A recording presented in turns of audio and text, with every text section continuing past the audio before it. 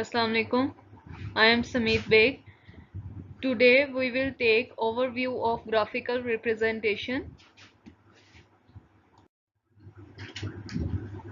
हम लोगों ने पिछले लेक्चर में 3 ग्राफ हम लोगों ने स्टडी किए थे, जिसके अंदर हमने बार चार्ट, हिस्टोग्राम और फ्रीक्वेंसी पॉलीगॉन को स्टडी किया था।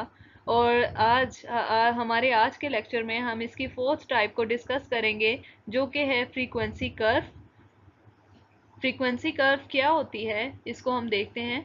Construction is similar to frequency polygon. इसकी जो कंस्ट्रक्शन है वो सिमिलर होती है जैसे फ्रीक्वेंसी पॉलीगन की होती है। Difference: the points of frequencies in the graph are connected by a free hand smooth curve. लेकिन सिर्फ इसमें डिफरेंस क्या होता है कि हम इसके जो पॉइंट्स हैं उसको हम फ्री हैंड स्मूथ कर्व से उसको सिर्फ ड्रॉ कर देते हैं। Frequency curve also begins and and in base line. और इसका भी जो फ्रीक्वेंसी कर्व है वो बेस लाइन से ही स्टार्ट होता है और वहीं पर ही एंड होता है, बेस लाइन पर ही इसका।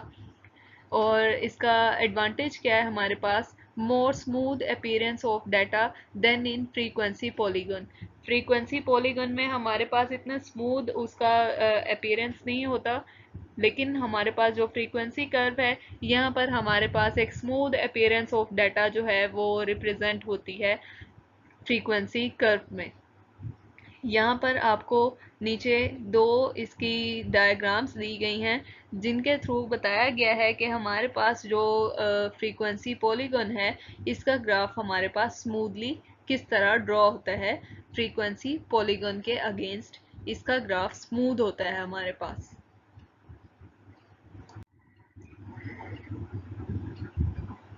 नेक्स्ट हमारे पास जो 5th टाइप है ग्राफिकल रिप्रेजेंटेशन की, वो हमारे पास है ओगिव।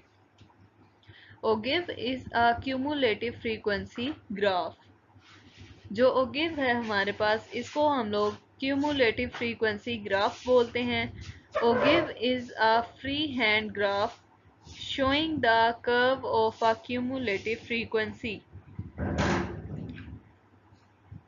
ओगिव हमारे पास जो होता है वो फ्री हैंड कर्व होता है, showing the curve of cumulative frequency, और जो कि क्यूमुलेटिव फ्रीक्वेंसी को शो करता है हमारे पास। Ogive is constructed by plotting upper class limit on X axis, corresponding cumulative frequency on Y axis. इसके हमारे पास एक्स एक्सिस में अपर क्लास लिमिट्स होती हैं और कोरस्पॉन्डिंग क्यूमुलेटिव फ्रीक्वेंसीज जो होती हैं वो हमारी वाई एक्सिस पर होती हैं। और ओगिव की भी हमारे पास 2 टाइप्स होती हैं। फर्स्ट टाइप हमारे पास है less than ogive and other type is greater than ogive. ठीक है, 2 टाइप्स का ये ओगिव ग्राफ होता है हमारे पास।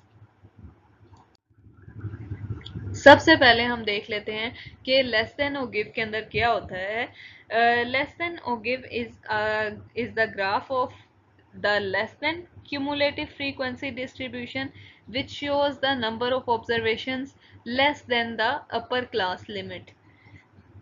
लेस देन ओगिव ग्राफ के अंदर हमारे पास less than cumulative frequency distribution होती है, जो कि less than upper class limit को शो करती है। नीचे हमें एग्जांपल दी गई है इस स्लाइड के। Construct an less than ogive using the data given.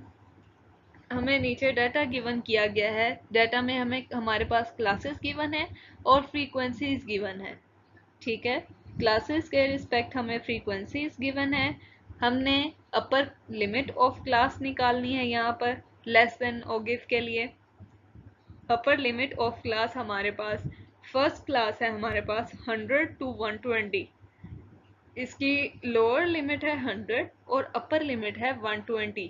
सो 120 जो है उसको हम कॉलम में लिखेंगे अपर लिमिट ऑफ क्लास को। नेक्स्ट अपर लिमिट हमारे पास है 130, नेक्स्ट है हमारे पास 140 up to last limit upper limit is 170। इसको हम लोगों ने एक कॉलम के अंदर लिख लिया। और नेक्स्ट हमारे पास आता है इसकी क्यूमुलेटिव फ्रीक्वेंसी। क्यूमुलेटिव फ्रीक्वेंसी जैसा कि हम पढ़ चुके हैं पहले, क्यूमुलेटिव में फर्स्ट फ्रीक्वेंसी वैसे ही आ जाएगी। फर्स्ट फ्रीक्वेंसी हमारे पास 2 है, 2 वैसे ही आ जाएगी। और नेक्स्ट हमारे पास होगा 2 + 5 प्रीवियस प्लस नेक्स्ट वो हमारे पास आई 7, 2 + 5 7, 7 + 9 = 16, up to 37 + 3 = 40। क्यूमुलेटिव फ्रीक्वेंसी जो हमारे पास लास्ट है वो 40 है और फ्रीक्वेंसीज का सम भी हमारे पास 40 है। ये दोनों सेम होते हैं, क्यूमुलेटिव फ्रीक्वेंसी और जो हमारी फ्रीक्वेंसी का सम होता है वो सेम है। और इसका हम लोगों ने कर्व ड्रॉ किया। जो हम लोगों ने अपर क्लास लिमिट्स लिखी थी उसको हम लोगों ने एक्स एक्सिस पर लिया और जो उसके रिस्पेक्ट क्यूमुलेटिव फ्रीक्वेंसी आ रही थी उसको हम लोगों ने वाई एक्सिस पर डिनोट किया। और यहाँ पर हम लोगों ने पॉइंट्स ड्रॉ किए। हमारे पास 120 के अगेंस्ट आ रही थी क्यूमुलेटिव फ्रीक्वेंसी 2, तो वहाँ पर 2 पर डॉट लगाया, देन 7, देन 16, 30, 37 अप टू 40। ठीक है, इसको हमने लाइन को ज्वाइन कर दिया। सो ये हमारे पास लेस देन और गिव कर्व आ गया। We calculate median from a less than और give by using sum of f by 2। और लेस देन और गिव में से हम लोग मीडियन भी फाइंड कर सकते हैं और मीडियन के लिए हम क्या यूज करेंगे, सम ऑफ f डिवाइडेड बाय 2 करेंगे तो वो हमारे पास मीडियन आ जाएगा लेस देन और गिव में। सम ऑफ f हमारे पास 40 है, 40 divided by 2 equals to 20। Less than और गिव हम लोगों ने पीछे देख लिया, एग्जाम्पल के थ्रू भी उसको देख लिया है। अब हमारे पास है ग्रेटर देन और गिव। ग्रेटर देन और गिव के अंदर क्या होता है, ग्रेटर देन और give is the graph of the greater than cumulative frequency distribution which shows the number of greater than the lower class limit। हमारे पास जो क्यूमुलेटिव फ्रीक्वेंसी होती है इसको greater than cumulative frequency which shows the number of observations greater than the lower class limit.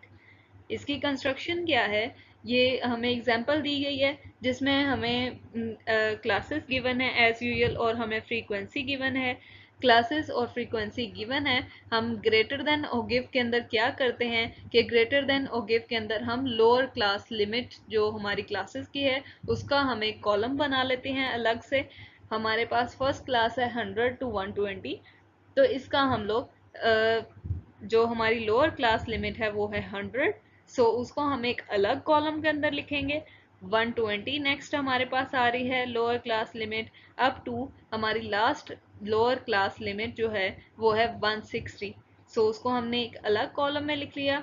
और अब greater than और give की क्यूमुलेटिव फ्रीक्वेंसी हम लोग इस तरह फाइंड करते हैं कि हम इसके अंदर जो हमारा कंप्लीट जो हमारे फ्रीक्वेंसी का सम आ रहा होता है, टोटल सम, टोटल वैल्यूज का, उसको हम लोग फर्स्ट रो पे लिखेंगे जो कि है 40।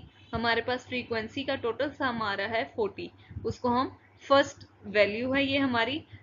और सेकंड वैल्यू हमारी टेबुलेटेड क्या है, सेकंड वैल्यू में हम सम करेंगे 5 + 9 + 14 + 7 + 3। इन 5 वैल्यूज को सम करने से हमारे पास आ रहा है 38, सो 38 हमारी सेकंड क्यूमुलेटिव फ्रीक्वेंसी होगी। थर्ड क्यूमुलेटिव फ्रीक्वेंसी हमारे पास आएगी 9, 14, 7 और 3 को ऐड करने से। ठीक है, इन चार वैल्यूज को ऐड करने से हमारे पास 33 आ रहा है। और नेक्स्ट जो हमारे पास 3 वैल्यूज रिमेनिंग है उनको ऐड करने से 24 आ रहा है। सेकंड हमारे पास 2 आ रही हैं वैल्यूज, उनको सम करने से 7 + 3 से 10 आ रहा है। और लास्ट जो हमारे पास वैल्यू बची वो 3 एज इट इज आ जाएगी। सो ये हमारे पास क्यूमुलेटिव फ्रीक्वेंसी का टेबल यहाँ पर कंस्ट्रक्ट हो गया है और फ्रीक्वेंसी का जो सम है वो हमारे पास 40 है। सो ग्रेटर देन और गिव का कर्व हम लोग ड्रॉ करेंगे। इसके भी एक्स एक्सिस पर हमने जो इसकी अपर लिमिट्स जो हमने फाइंड की हैं उनको हम एक्स एक्सिस पर ड्रॉ करेंगे और वाई एक्सिस पर हमारे पास जो क्यूमुलेटिव फ्रीक्वेंसी हैं उनको हम वाई एक्सिस पर शो करेंगे। और फर्स्ट हमारे पास क्यूमुलेटिव फ्रीक्वेंसी 100 के रिस्पेक्ट आ रही है वो है 40, नेक्स्ट हमारे पास है 38, देन 33 अप टू 3। इन सब पॉइंट्स को हमने ज्वाइन किया तो हमारे पास ग्रेटर देन ओगिव कर्व हमारे पास आ गया। इस तरह कंस्ट्रक्ट हो गया हमारी एग्जाम्पल के लिए, ये हमारे पास ग्रेटर देन ओगिव का कर्व होगा। Ogive is best used when the total frequency at any given time is to be displayed। हमारे पास ओगिव कर्व कब हमारे लिए बेस्ट होते हैं, जब हमें टोटल फ्रीक्वेंसी गिवन होती है या हमें टोटल फ्रीक्वेंसी को डिस्प्ले करना होता है, तो फिर हम ओगिव कर्व्स को यूज़ करते हैं। जब हमें टोटल फ्रीक्वेंसी को डिस्प्ले करना होता है तब हमारे पास ओगिव कर्व यूज़ होता है।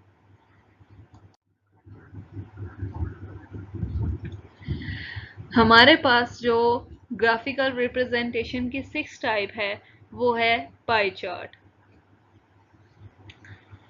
पाई चार्ट को हम और क्या कहते हैं, it is also called as circle graph.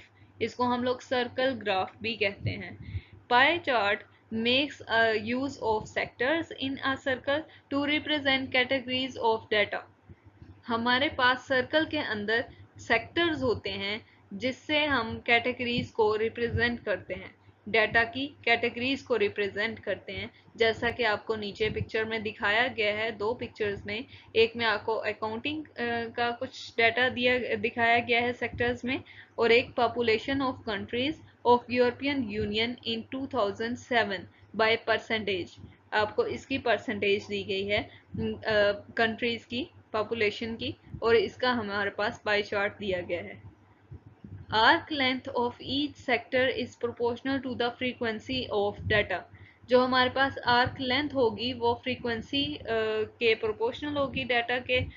Arc length is proportional to central angle and area of sector, और ये प्रोपोर्शनल होगी सेंट्रल एंगल के और एरिया ऑफ सेक्टर के। और नेक्स्ट हम देखते हैं कि इसको किस तरह हम लोग कंस्ट्रक्ट करते हैं पाई चार्ट को। How to construct a pie chart. First हम लोग क्या करते हैं, calculate the angle of each sector class corresponding the frequency using the formula.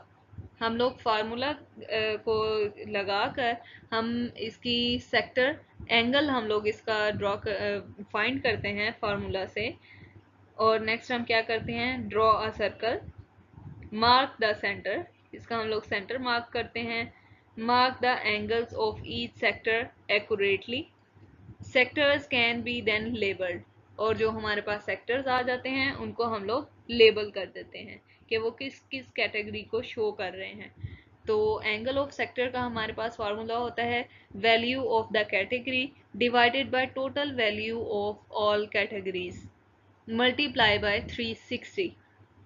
इस तरह हम इस फार्मूला के थ्रू हम हर सेक्टर का एंगल फाइंड करते हैं।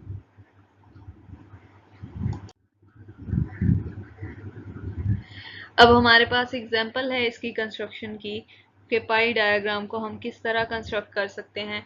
हमारे पास क्लासेस गिवन है, फ्रीक्वेंसी गिवन है, ठीक है, और फ्रीक्वेंसी का सम जो है वो हमारे पास 50 है। हम लोग इसके एंगल ऑफ सेक्टर फाइंड करेंगे। सबसे पहले हमारे पास फ्रीक्वेंसी है 8, टोटल फ्रीक्वेंसी है हमारे पास 50।